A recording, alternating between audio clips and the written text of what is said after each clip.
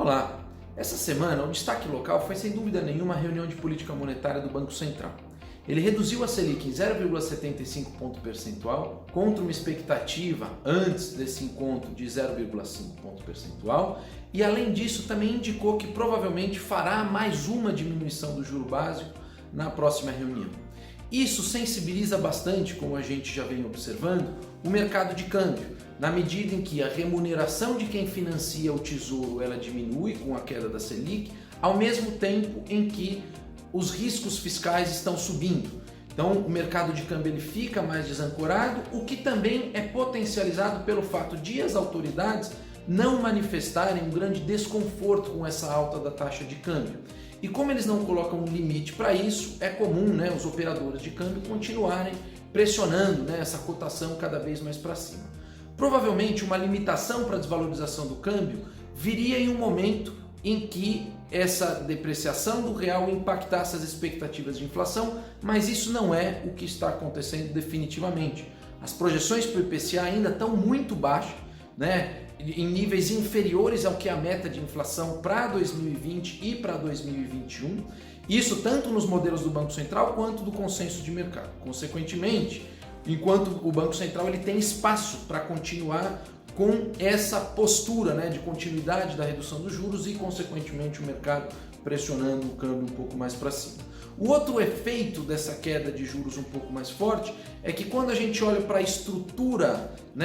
da curva de juros, ela fica mais inclinada, ou seja, as taxas longas ficam cada vez mais altas em relação às taxas mais curtas. Isso porque o mercado cobra uma espécie de compensação, porque eventualmente esse juro muito baixo no curto prazo pode estar forjando um desequilíbrio que precisa ser compensado no futuro, já que a dinâmica fiscal é um pouco mais adversa e a gente não sabe se em 2, 3, 4 anos isso não pode resultar em mais inflação ou qualquer coisa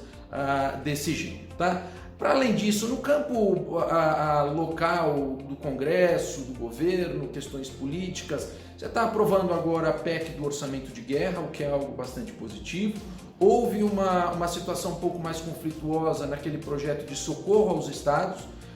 em função de retirar várias categorias do funcionalismo do congelamento de salários, que seria a contrapartida dos entes para receber recursos da União. Então, na Câmara e no Senado o projeto foi aprovado dessa maneira, mas aparentemente o presidente da República deve vetar essas exclusões do congelamento, o que no fim do dia seria um sinal um pouco mais positivo para a trajetória fiscal do país.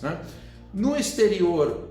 os mercados estão ainda bastante fortes, o SP500 nos Estados Unidos está num nível bastante valorizado, a narrativa por lá não mudou muito. Em termos de Covid-19, as estatísticas externas elas estão numa situação de estabilização, acomodação e até algum declínio, então você tem essa ampla discussão sobre flexibilização de quarentenas. No Brasil, por outro lado, o tema da Covid-19 ele ainda é bastante preocupante, os números mais recentes eles são números altos, e a gente tem que ficar bastante de olho porque tem um efeito lamentável, obviamente, sobre as vidas, e também se as quarentenas tiverem que ser postergadas, isso implica num PIB ainda mais baixo e também numa eventual necessidade de o governo postergar essas medidas de auxílio, o que também vai ter um impacto fiscal mais significativo.